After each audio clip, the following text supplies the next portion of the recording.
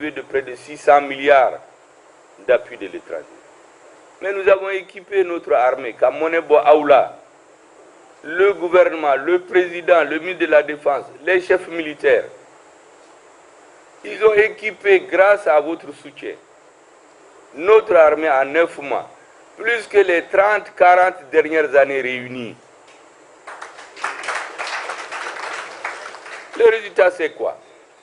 C'est qu'on a commencé à faire une lecture normale de ce qui se passe au nord. En réalité, quand la rébellion a commencé le 28 juin 1990, mais c'est certains d'entre vous, des retraités aujourd'hui, c'est-à-dire des agents, comment on les appelle, les commandants, les chefs d'arrondissement. Beaucoup d'entre eux sont à la retraite aujourd'hui. D'autres ne sont pas là. C'est avec eux que la destruction du Mali a commencé. On a commencé à s'attaquer au symbole de l'État. 28 juin 1990. Le chef d'arrondissement de Tidermen, on l'a égorgé. On a égorgé son épouse qui était enceinte. On a égorgé les prisonniers. On a égorgé les militaires. Le lendemain, on est venu tomber sur des gendarmes qui dormaient, on les a tous assassinés. Donc, ça a commencé chez nous par des actes terroristes. Et c'est la même personne qui continue à terroriser les Maliens. Mais on a fait une lecture erronée. En ce moment, l'armée, en 3 mois, a réduit la rébellion. Ce que beaucoup de Maliens ne savent pas, c'est qu'avant le changement de régime, le chef rebelle et ses amis étaient là à Bamako. Ils ont été reçus dans des villas ici. On les a fait promener dans le Mali. Et chacun a choisi ce qu'il veut faire au Mali. Certains ont demandé des champs, d'autres ont demandé des voitures de transport pour quitter définitivement la rébellion. Et ils ont dit que tout ce qui restait en vie parmi eux, c'était 200 à 240. Ils devaient être tous cantonnés. Et à la suite de tests, ceux qui étaient aptes devaient regagner l'armée. Ceux qui n'étaient pas aptes, on devait leur apprendre des professions.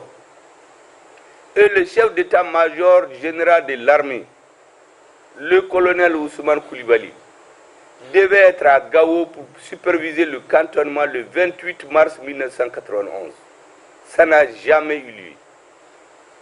De 240, ils ont fait balader les autorités maliennes pour venir dire à la suite de la signature du pacte national qui sont 3600. Après, on a intégré 2500 rebelles dans une armée de 7500. 25%. On n'a jamais vu ça dans un pays. On a intégré tous les ressortissants du Nord qui avaient des diplômes. Arabes, Soreil, Tamashek. Sans concours. Alors que les autres Maliens devaient faire les concours. On a intégré, donné des grades de colonel à des gens qui ne savaient ni lire ni écrire. Qui ne savaient même pas faire des grands plans stratégiques.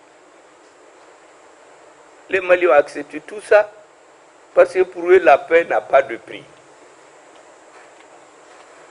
Mais qu'est-ce qu'on a continué à dire? Continuer à amadouer. Le chef de l'État lui-même, le 22 avril 1994, il dit que la révolte les rébellions des populations du Nord est d'ordre démocratique. Ça, c'est un discours tenu le 22 avril 1994. Les populations du Nord n'ont jamais demandé, ne se sont jamais révoltées. Ce n'est pas une révolution des populations du Nord. C'est venu de l'extérieur. Toutes les rébellions au Mali, tous les actes terroristes sont des mouvements organisés par des services secrets de pays étrangers. Aujourd'hui, nous en avons les preuves. Nous avons été aux Nations Unies vouloir donner nos preuves. Les sponsors ont refusé. La première rébellion est venue de l'extérieur chez nous. Celui qui le dit, j'ai venu de l'extérieur. La deuxième, c'est la même chose. La deuxième, c'est quoi? Il y a des gens qui écrivent des livres maintenant que nous lisons. Quelqu'un dit qu'ils ont été en Libye, un agent des forces spéciales d'un pays que vous connaissez, pour chercher des hommes qui sont prêts à trahir leur pays pour l'argent et les postes. Quand ils les ont eus, à travers eux, ils ont organisé la chute de Kadhafi. C'est écrit noir sur blanc. Quand Kadhafi est tombé, les mêmes sont allés négocier avec des forces de la sécurité de Kadhafi pour leur dire, allez-y au Mali. Notre stratégie a fait qu'il n'y a plus d'armée là-bas. Vous allez diviser et on va vous aider à créer un État. Ça, c'est écrit noir sur blanc aujourd'hui. Bon, voilà, donc c'est venu de l'extérieur. Ce n'est pas les Touaregs, les Arabes, les Soreilles, les peuples maliens qui se sont révoltés. C'est des gens venus de l'extérieur imposer la violence. Et les dirigeants ont pensé, peut-être à raison, qu'en négociant, en arrangeant, je dirais même en affaiblissant l'armée, ça permet de calmer certains. Mais je vous assure que c'est le contraire. Quand les gens ont su qu'il n'y a plus d'armée, l'armée est totalement affaiblie. Qu'est-ce qu'ils ont fait? Vous savez, aujourd'hui nous nous retrouvons avec beaucoup de bruit pour nous tromper. En réalité, il y a des patriotes maliens. Parmi vos enfants, les jeunes militaires, parmi les civils qui comprennent, mais n'avaient pas les moyens de redresser la barre. Est-ce que vous savez, pour vous faire comprendre qu'il y a des gens qui travaillent à la partition du Mali depuis des années, vous savez, le 24 janvier 2012, lorsque les terroristes ont assassiné les Maliens, les soldats maliens en cours de munitions à Guelhom, et que nos parents Touaregs et Arabes, les morts ont été égorgés et éventrés pour montrer aux vivants qu'ils ne doivent pas être fivés la République du Mali. Les autres d'une balle dans la tête, des crimes de guerre. Est-ce que vous savez que ce jour-là, le ministre français des Affaires étrangères, Alain Juppé, il dit ceci, je le cite, le MNLA est en train d'emporter d'incontestables succès dont il faut tenir compte. Pendant qu'on commettait des crimes de guerre. Ça n'a pas suffi. Le 4 février, disons le 2 février, Elisabeth Guigou, le 2 février 2013, Elisabeth Guigou, présidente de la Commission des Affaires étrangères de l'Assemblée nationale française, déclare, je cite, il faut qu'un plan d'autonomie du Nord soit mis en place. Ce n'est pas des affirmations graves. Tout ce que je vous dis, c'est documenté. Personne ne peut le démentir. Lors d'une séance du Sénat, toujours en 2012, au mois de février 2012, un sénateur nommé Didier Balou dit ceci. Le Mali a échoué face aux combattants du MNLA. La question de la révolution du peuple de l'Azawad mérite d'être traitée à fond pour une issue définitive. Voilà ce qu'il dit. Le 3 février, le même ministre des Affaires étrangères, Alain Juppé, le récidive, il dit qu'il est venu ici en janvier 2022, qu'il a dit à TT ceci, entre autres, donner l'autonomie, répondre aux demandes d'autonomie des Touaregs. C'est Alain Juppé qui le dit à la télévision française. Dans le même ordre d'idée, un sénateur, un député dit Alain Marsou, il dit ceci, il n'existe pas un Mali, au minimum, mais au minimum deux. Nous avons avec Serval protégé le premier, celui du Sud, au détriment du second. celui du Nord. Nous sommes tous solidaires de cette erreur. Il convient d'en prendre conscience et de la réparer. La paix dans la région, dans cette région essentielle du Mali, passe par une partition forcément douloureuse, mais il n'y a pas d'autre solution, y compris pour nous Français engagés militairement dans cette zone. Bon, imaginez-vous, tout ça, ça a été dit en 2013. Au même moment, le Conseil de sécurité envoie une délégation ici. Cette délégation rencontre l'Assemblée nationale. Il y a un député qui l'a interpellé. Pourquoi la MINUSMA n'intervient pas pour casser la rébellion? L'ambassadeur de France aux Nations Unies s'appelle Gérard Haro. Voici ce qu'il dit. La MINUSMA ne s'engagera pas dans une guerre. Si le Mali s'y engage, il perdra la guerre.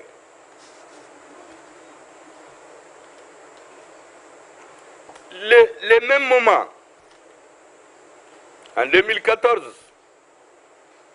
notre gouvernement fait un voyage hasardeux à Kidal, où on tue les gouverneurs, on tue les préfets, on fait perdre notre armée.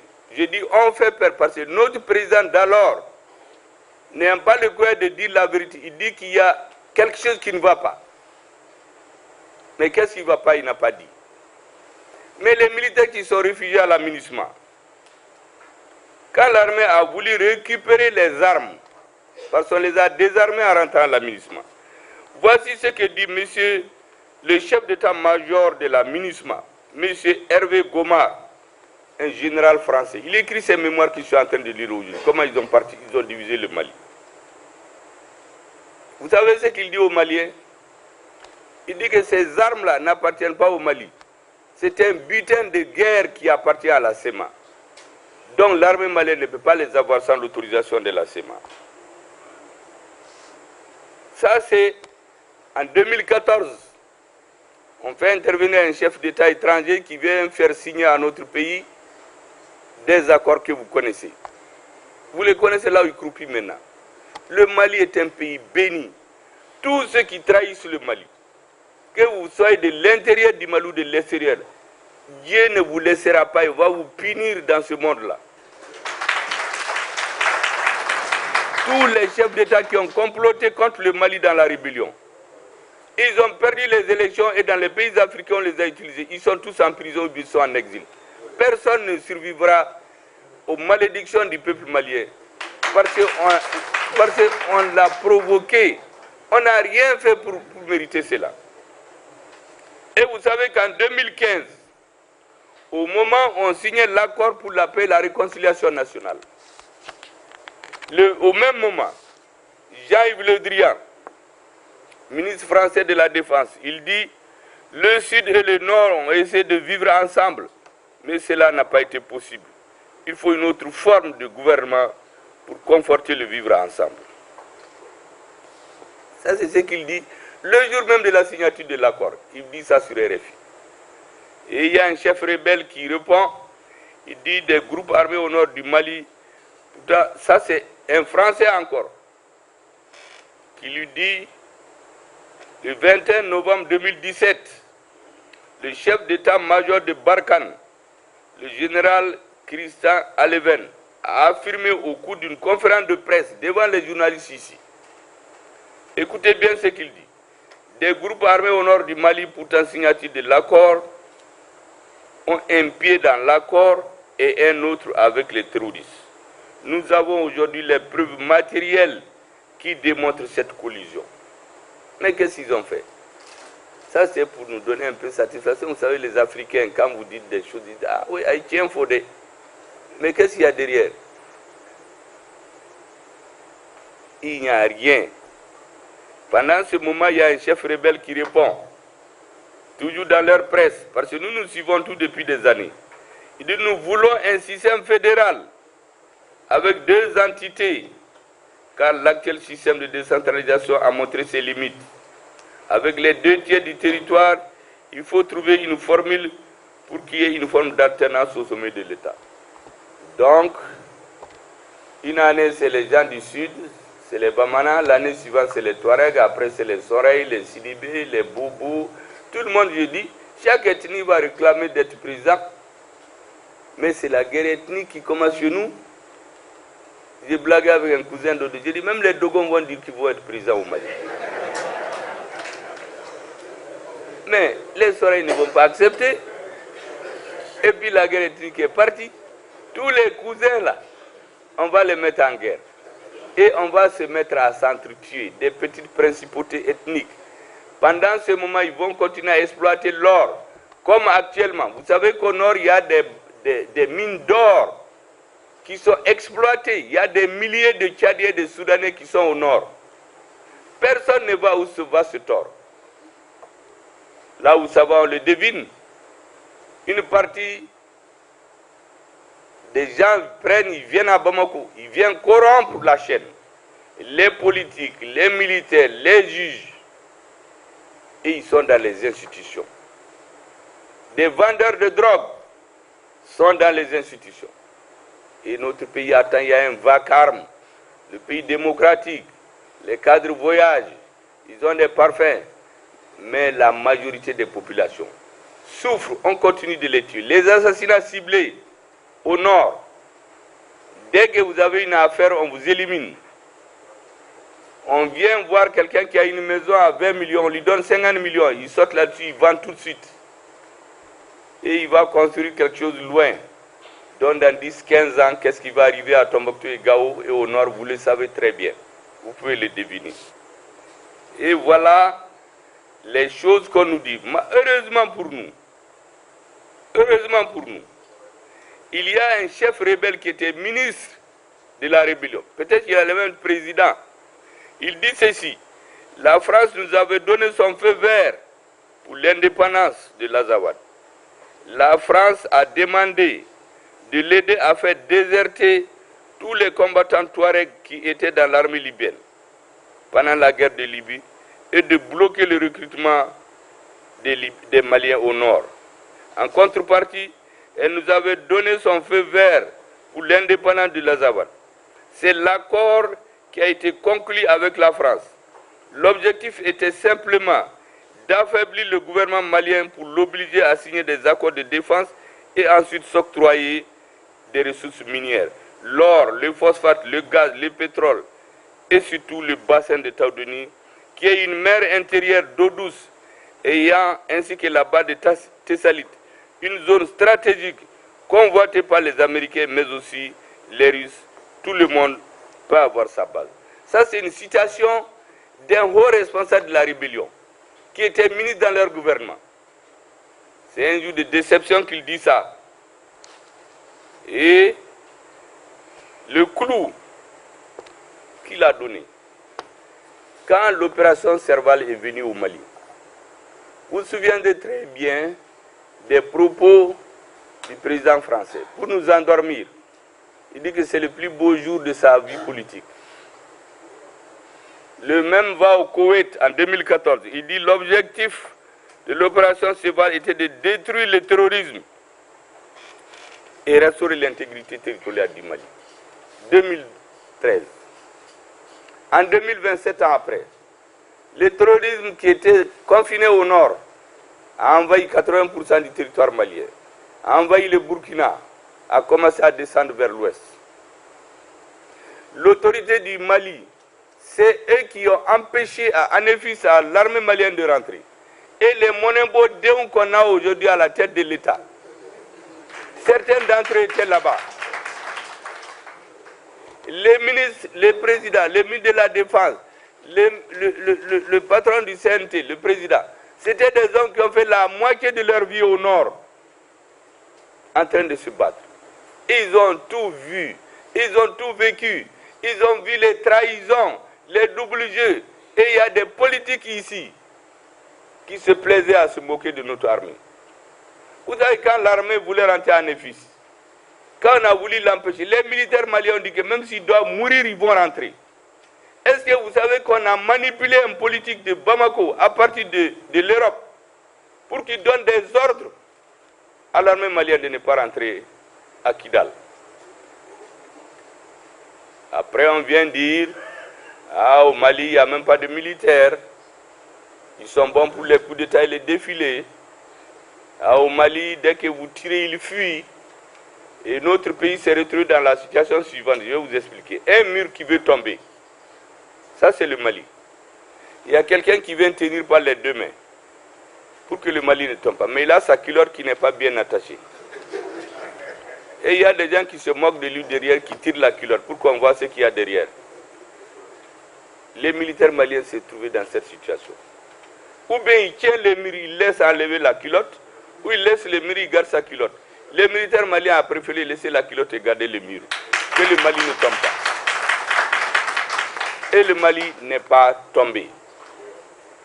On a détruit l'armée de l'air. C'est ce qui me fait dire aux gens que l'armée de l'air est tombée par terre. Et l'armée de terre a foutu le camp en l'air. Il n'y avait plus rien. Un pays vaste comme le Mali, aussi longtemps qu'il n'y avait pas la suprématie dans les airs, il était impossible de gagner la bataille. Les avions nous les refusaient. Je donnais souvent le cas de Ndeliman aux gens. C'est un exemple illustratif, il y en a beaucoup. La MINUSMA finance une base militaire. Barkhane construit la base militaire. Et on a oublié de faire un forage. Donc les militaires maliens sortent, sont obligés, tout le monde sait qu'on n'a pas besoin d'aller à l'école pour savoir, à fortiori un ingénieur, pour savoir que dans le désert, le premier besoin de l'homme c'est l'eau. D'ailleurs, à tout moment, même au sud, partout le premier besoin de l'homme c'est l'eau. Les militaires maliens sont obligés de sortir pour aller chercher des puits dans les hameaux. Les terroristes les scrutent. Un jour, 3 militaires viennent dans un puits, puiser de l'eau. Les terroristes viennent en centaines, ils les tuent tous. Ils prennent leurs tenues, ils les portent, ils rentrent dans le camion, ils mettent des bonbons de gaz, des bonbons d'explosifs. Ils vont dans le camp, ils font exploser. Les militaires meurent. Ceux qui ne meurent pas font 7 heures de temps en train de chercher un appel. La MINUSMA a ses avions, Barkhane a ses avions, ils disent qu'ils ne sont pas venus pour ça. Quand on a fini de tuer tous les Maliens, on fait une fosse commune et puis on veut nous montrer des drapeaux à Gao ou à Ségou. Des gens vont, ils tuent tous les gens au Gossabou, 140 personnes, des femmes, des enfants. Est-ce que vous imaginez, vous pensez qu'un Peul peut aller tuer des femmes enceintes, égorger des enfants? Est-ce qu'un Dogon peut le faire malien? S'il n'est pas drogué ou bien il est venu d'ailleurs, il a un autre objectif.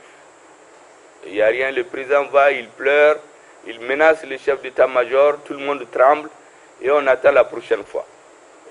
Un jour on est à la télé, on voit le président, il nous dit bon, on a des hélicoptères maintenant. On se rend compte de quoi? Le Mali a commandé 6. Il y a des hommes, des dirigeants qui se sont organisés pour détourner l'argent des 4. Les 2, c'est des vieux hélicoptères achetés au Mali qui appartiennent à des étrangers. On les a repeints pour vendre au Mali au neuf. Et l'armée n'avait rien. On continue à tuer les militaires et d'autres se moquaient de nos militaires. Au de Banabi.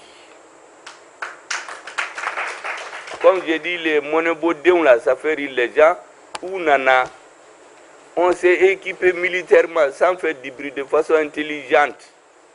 Et on applique l'accord de façon intelligente. Les Touaregs et les Arabes du Nord n'ont rien demandé à personne. C'est des mouvements terroristes financés par des services spéciaux de certains pays qui viennent terroriser nos citoyens arabes et autres pour les âmes. C'est comme au centre, les peuples comme on les a eu. Parce que vous savez, le peuple a cette grande capacité d'oubli. Et les autres comptent sur ça. Est-ce que vous savez que 2015, 14, 15, début 2016, c'est les Peuls qu'on tuait partout. Tous les chefs traditionnels Peuls, les marabouts Peuls, on les fait des assassinats ciblés jusqu'à terroriser les Peuls. Quand ils se sont recroquevillés sur eux-mêmes, maintenant on va dans les hameaux, on met du feu dans les hameaux d'Ogon et on fait semblant de se cacher sur les Peuls. Le sang coule une fois, 2 fois, c'est du poison. Le pouvoir fait quoi? Il sous-traite la sécurité. Tout pouvoir qui sous-traite la sécurité va le regretter, tôt ou tard. Certains l'ont essayé au nord, on a armé certains Touaregs contre d'autres pour des raisons politiques, parce qu'ils n'ont pas voulu voter pour eux. On a donné des armes à ceux qui ont voté pour eux. Est-ce que vous savez qu'au nord, il y a un député qui avait été élu avec 80% des suffrages? Combien de votants il y a eu là-bas? 5 votants dans le cercle. Sur les 5, il y a un qui a voté contre lui et 4 votants en sa faveur, dans lui-même. Donc 3 personnes ont voté. Le monsieur a siégé dans les institutions de la République pendant des années.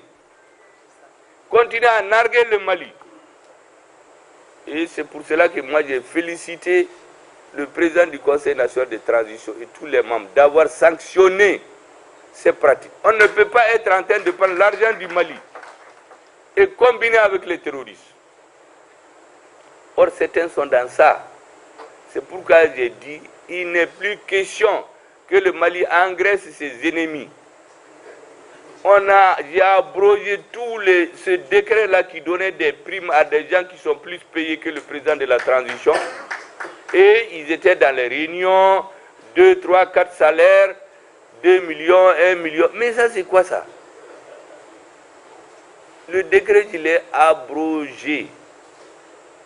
Maintenant, il y a des Touaregs et des Arabes qui sont fidèles à la République du Mali. Ils ont l'impression qu'ils sont délaissés. J'ai dit aux Sonraï, aux Touaregs, aux Arabes, aux Peuls, d'aller régler leurs problèmes avec le ministre de la Réconciliation. Seuls les militaires vont nous donner la liste de ceux qui ont droit à cette prime-là. Et j'étais content l'autre jour de voir à la télé le ministre de la Réconciliation recevoir les mouvements signataires, les patriotes, ceux qui sont proches du Mali. Ce n'est qu'eux qui donneront la liste. Sans la liste venue des militaires, là, personne n'aura de primes encore. Comme je dis, on ne va pas engraisser des gens qui vont nous tuer du jour au lendemain. Mais non, ceux qui aiment le Mali, on va les aider comme on peut. Et cette histoire de prendre 3-4 salaires, là, ça c'est terminé. Vous êtes des retraités, vous avez travaillé souvent 40-50 ans. Vous avez votre maigre salaire. Et sur l'argent du pays, il y a un individu qui a 3-4 salaires. Il se retrouve à 4 millions par mois, il dort, il se lève tous les matins, parce que lui, il est dans les mouvements rebelles. Mais ça, c'est terminé. Maintenant, le clou, je vais finir par ça. Vous savez, lorsque on a créé à l'insu du peuple malien l'opération Barkhane, parce que beaucoup ne savent pas que le Mali a autorisé Serval, il y a une lettre qui n'a pas été respectée. Mais Barkhane, c'est venu comme ça. C'est pourquoi je dis que c'est à l'insu du peuple malien. Takuba, c'est à l'insu du peuple malien. G5 Sahel, c'est à l'insu du peuple malien. On se lève seulement, on attend dans les médias que le président français a décidé que, quand il est allé à l'OTAN, on lui a dit, mais G5 Sahel, est-ce qu'ils ont une base légale? Mais il n'y en avait pas. C'est pourquoi il est sorti pour menacer les présidents de venir à Pau signer. Il les a menacés, ils ont tous couru pour aller signer. C'est à partir de ce moment qu'il a une base légale, c'est-à-dire a posteriori. Quand on nous a amené Takuba, Takuba avait l'autorisation de venir, mais le déploiement des forces militaires doit être convenu avec l'État. C'est comme si quelqu'un vous invite en Europe. Il vous faut après le visa. Et les gens se sont réveillés, ils sont venus à Menaka. Beaucoup de pays européens voulaient transformer Menaka en un lieu d'entraînement des forces spéciales. Le gouvernement de transition de la rectification, je dis, leur a demandé, mais où est votre visa? Visa tout boulot, quand ils ont l'autorisation depuis l'ancien président. Mais on dit ça, c'est l'autorisation, mais le visa, vous ne l'avez pas. Mais on leur a dit de rentrer chez eux. Ils ont voulu faire du bruit. Nous, on les a renvoyés. Personne ne va sur notre territoire sans visa. Takuba, Tara, Foy, Moboala. G5 Sahel. On dit G5 Sahel, Burkina, Niger, Tchad, Mali, Mauritanie. Et notre tour arrive pour présider. C'est un pays européen qui dit qu'on ne va pas au Mali. On dit, mais ça, c'est quoi ça? Mais si c'est ça, si on appartient à nous-mêmes, Ayatakata, Bonkuna, Ayatakata, Munde Bora, chez Moulika Bafankao, Takuba Tara, G5 Sahel Tara, Serval Fanatara. Serval, je vais vous dire, lorsque Serval s'est transformé en Barkhane à l'insu des Maliens, je vais vous dire ce que le général, le patron des forces armées françaises, quand la base de Barkhane s'est installée à Faya-Largeau, au Tchad, il est venu faire le tour des troupes. Vous savez ce qu'il leur a dit à la fin? Il leur a dit que nous étions venus ici il y a 100 ans. On nous a renvoyés d'ici il y a 60 ans. Maintenant que nous sommes revenus là, c'est pour 100 ans. C'est ce qu'il a dit à ses soldats. Donc il n'y a que nous les Africains qui ne comprenons pas ce qui se passe chez nous. On vient étendre le terrorisme, les Maliens sont là, les cadres voyagent, ils dansent, ils ont des doubles 4 nationalités. Comme je dis, certains quand ils se baissent derrière, la nationalité qui tombe là, ils cachent les autres par celle dont ils ont besoin. Et ils se retrouvent dans les gouvernements. 3, 4 nationalités. Mais ça, c'est quoi ça? Est-ce que pour servir un pays, il faut être seulement président? On peut rendre service à un pays sans être président. Mais président d'un pays, 2, 3, 4 nationalités. Mais ça, c'est quoi ça? C'est en Afrique qu'on a vu des choses comme ça. Et on étend le terrorisme. Ça quitte le Mali. Celui du Burkina qui a voulu le faire pour leur compte. Je vous ai dit ce que Dieu a décidé. Celui de Mauritanie qui a voulu le faire aussi, Dieu s'est occupé de lui. Le terrorisme s'est répandu maintenant Côte d'Ivoire, Togo, Bénin, Ghana. Et l'autre, j'entends le ministre des Affaires étrangères de l'Union européenne dire qu'ils sont allés donner au Ghana pour 600 millions d'euros de matériel militaire pour lutter contre le terrorisme. Mais le terrorisme, c'était au nord du Mali quand vous étiez venus. Et puis pourquoi vous ne donnez pas ces 600 millions d'euros au Ghana pour faire des routes, pour développer? Mais c'est pour acheter des armes. Est-ce que les Africains comprennent? La réalité, c'est prévu dans 15, 20, 30 ans. Après que tous les dirigeants corrompus là ont quitté la scène, certains sont même morts, les Africains vont se mettre dans des guerres ethniques. Entre les ethnies, des principautés ethniques vont se tuer comme dans l'Est de la RDC. Pendant ce moment, les sociétés minières vont venir tout exploiter.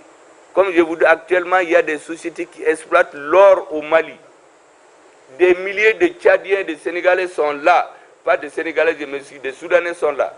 Ils exploitent l'or. Où va l'or? Les Maliens ne savent pas. Nous, on est en train de parler seulement de terrorisme. Mais il y a des avions qui viennent atterrir, qui vont avec ce qu'ils savent. On ne sait même pas. Ils viennent, ils font ce qu'ils veulent. Aujourd'hui, nous avons dit que personne ne va survoler notre territoire sans notre autorisation. Ni nana, on te fait retourner ou bien on te fait descendre. Mais avant, des avions venaient. Quand l'aéroport leur demande où est-ce que vous allez, ils éteignent le transpondeur. Ils viennent descendre au Mali, ils font ce qu'ils veulent. Ils s'envolent, ils s'envolent. Ça, c'est fini aujourd'hui. Tu viens chez nous, là, on te fait descendre. Et puis, tu t'expliques. Si tu n'arrives pas à t'expliquer, là, on te met à la disposition de la justice. Je voulais vraiment vous expliquer ça. Ça a été long, mais les Maliens ne comprennent pas ce qui se passe. Les Africains ne comprennent pas. Ce discours-là, ce n'est pas seulement aux Maliens. C'est pour les Africains. Tous ces pays ont dit qu'il y a le terrorisme, pirti-parta, là, il n'y a rien. C'est fabriqué chez eux. C'est une forme de nous coloniser encore. Vous avez la RDC depuis 2018. Les Nations Unies ont pris une résolution pour qu'ils quittent la RDC, la MONUSCO. Mais ils sont là-bas encore. Motayoroshi. Nous avons dit départ sans délai. Les gens ont négocié 6 mois. Et à la fin des 6 mois, là, au Betaga, ils ont dit qu'on n'osera pas le faire. Nous, on sait ce qui se dit dans les coulisses. Notre président, notre ministre de la Défense, nos chefs militaires, les soldats sur le terrain qui sont dans le soleil, dans la faim, ils se battent dans la poussière. Ils ont dit qu'avec l'appui du peuple malien, au Betaga, le 31 décembre, ils vont quitter notre pays. Et les Maliens doivent savoir, prenez votre destin en main. Personne ne viendra vous faire votre bonheur. On nous habitue à la jouissance, à la danse, à la consommation, mais le fond, c'est pour nous dominer. C'est ce que le Mali a refusé. C'est pour cela que là, toute l'Afrique est en train de vous regarder. Aujourd'hui, nous sommes fiers. Les Monobodons là sont fiers de sortir de vous. Et vous, vous êtes sortis de Sonia Alibert, de Askia Mohamed, de Firoun, de Babemba, des autres. Le Mali est un peuple réfractaire à la suggestion. Et c'est au Mali que le colonialisme a eu plus de problèmes. Dans certains pays, ils les ont colonisés en 6 mois, 1 an. Mais chez nous, 38 ans de guerre. Du 22 septembre 1878 à Caille, à la bataille de Sabousouri, au 16 mai 1916, avec la bataille d'Andramboka. 38 ans. Pendant les 38 ans, personne n'a accepté la soumission. Il y a toujours des révoltes. Les Touaregs, les Bobos, les Bella, les Sénoufous, ils n'ont jamais eu la paix dans notre pays. C'est pourquoi j'ai dit, un invité, on a causé, il m'a dit, et on a convenu. Le colonialisme, il s'est ancré en Afrique. Son tombeau sera en Afrique. C'est l'Afrique le berceau de l'humanité. C'est l'Afrique le tombeau du colonialisme. Et c'est pourquoi les Maliens, vous ne devez pas baisser les bras. Nous n'avons aucun ennemi. Il y a des milliers de Français qui sont avec le Mali. Les Maliens qui vivent en France, c'est nos compatriotes. Ils vivent, ils travaillent, ils enrichissent la France et nous aussi. Est-ce qu'un gouvernement responsable va se mettre contre la France comme ça? Jamais. Mais ce que les Maliens n'acceptent plus, c'est de recevoir des injonctions, des ordres pour nous dire ce qu'on doit faire. Et c'est pourquoi notre président a défini 3 principes cardinaux que nous répétons, moi je le dis à tous les ambassadeurs. Respect de la souveraineté du Mali. Respect du libre choix de ses partenaires stratégiques. Si nous n'avions pas choisi la Russie, nous n'allons pas avoir autant d'hélicoptères. Si nous n'avons pas choisi la Chine, la Turquie, nous n'allons pas avoir des drones, des choses pour nous battre aujourd'hui. Et j'ai dit que le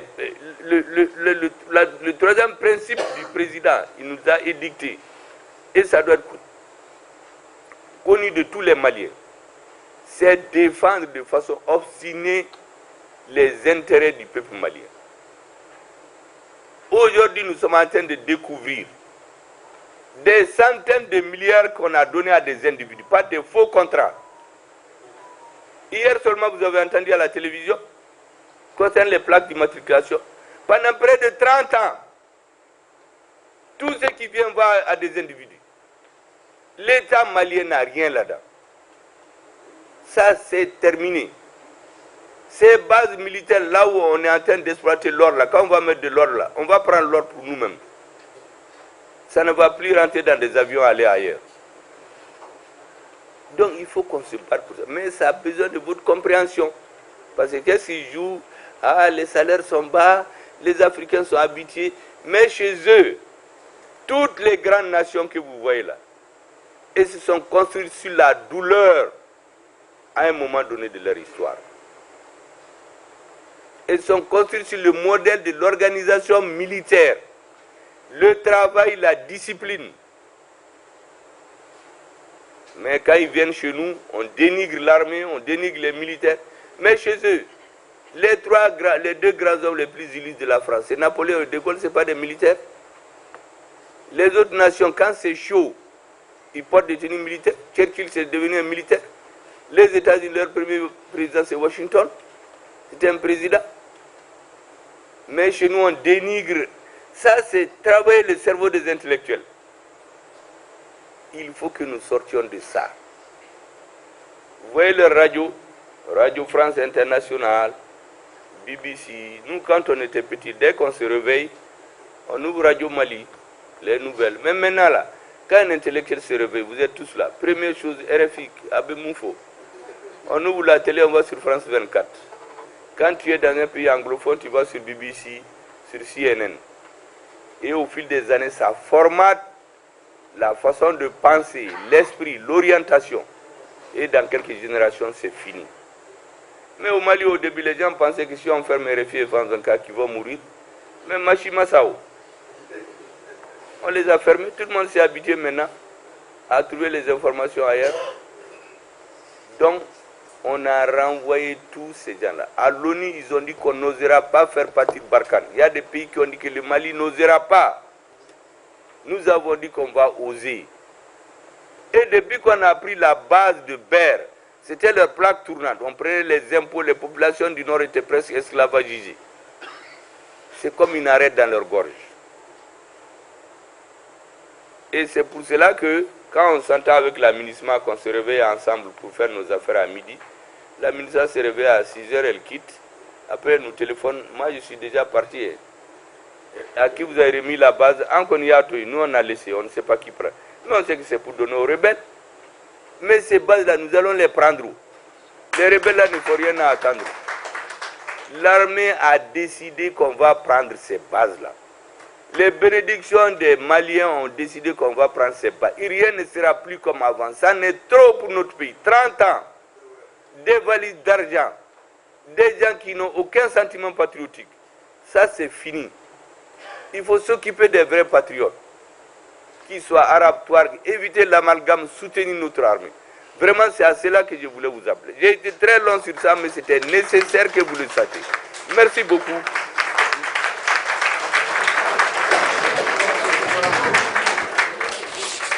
Et je vais revenir maintenant, c'est sur ce, mesdames et messieurs, je déclare ouvert les travaux du forum sur la problématique de la retraite, bien que j'ai parlé beaucoup plus.